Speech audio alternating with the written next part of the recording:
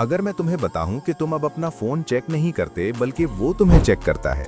जैसे ही तुम उठते हो, जैसे ही तुम बोर महसूस करते हो, जैसे ही खामोशी बेचैन करने लगती है, तुम्हारा हाथ दिमाग के फैसला करने से पहले ही स्क्रीन की तरफ बढ़ जाता है।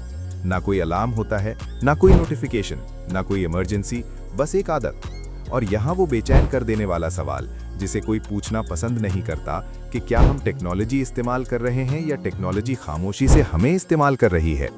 आज हम इस सवाल पर बात कर रहे हैं जो हमारे दिमाग, रिश्तों, बच्चों और मुस्तकबिल को शेप कर रहा है कि क्या हम टेक्नोलॉजी के ज्यादा आदी होते जा रहे हैं, और अगर हम न रुके तो क्या होगा। टेक्नोलॉजी किसी विलेन की तरह नहीं आई थी बल्कि मददगार बनकर आई थी। फोन्स ने कम्युनिकेशन आसान बना दी, सोशल मीडिया ने दूर रहने वाले दोस्तों को करीब कर दिया, ऐप्स ने वक्त बचाया, एल्गोरिथम्स ने हमें फौरन वो दिया जो हम चाहते थे। लेकिन कहीं ना कहीं ये सहूलत आहिस्ता आहिस्ता डिपेंडेंसी बन गई। हमने नंबर्स याद करना छोड़ दिया, जीपीएस के बगैर रास्ता ढूंढना छोड़ दिया, इंतजार करना छोड़ दिया, बोर होना छोड़ दिया। और बोर्डम, जहां क्रिएटिविटी, सोच और गहरी तफक्कुर रहती है, चुपचाप गायब हो गई।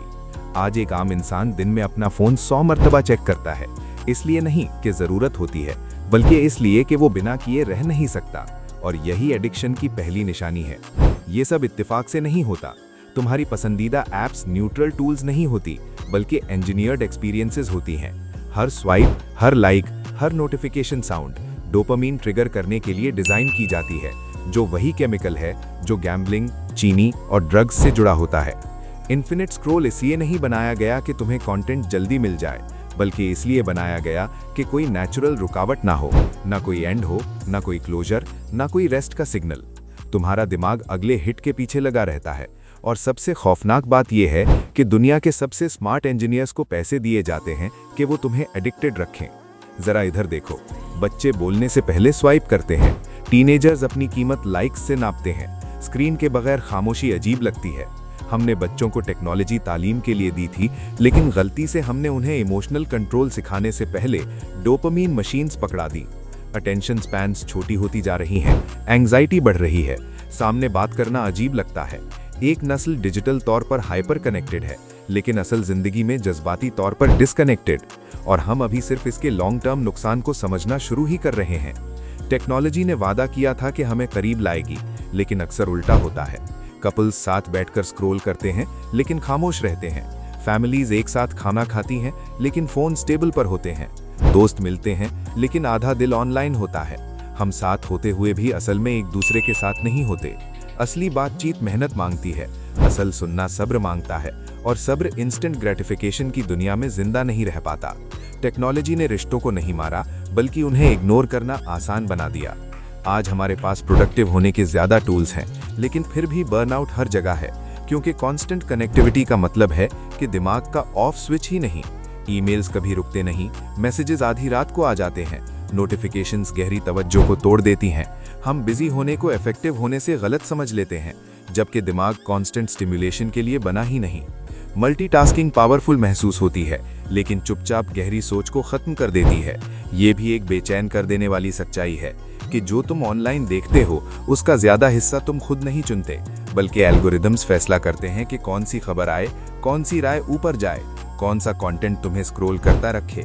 तुम समझते हो कि तुम एक्सप्लोर कर रहे हो, लेकिन अक्सर तुम्हें गाइड किया जा रहा होता है, ना सच की तरफ, ना बैलेंस की तरफ, बल्कि एंगेजमेंट की तरफ। और गुस्सा सबसे ज्यादा एंगेज करता है। सबसे खतरनाक एडिक्शंस वो होती हैं जो खतरनाक नहीं लगती बल्कि नॉर्मल लगती हैं।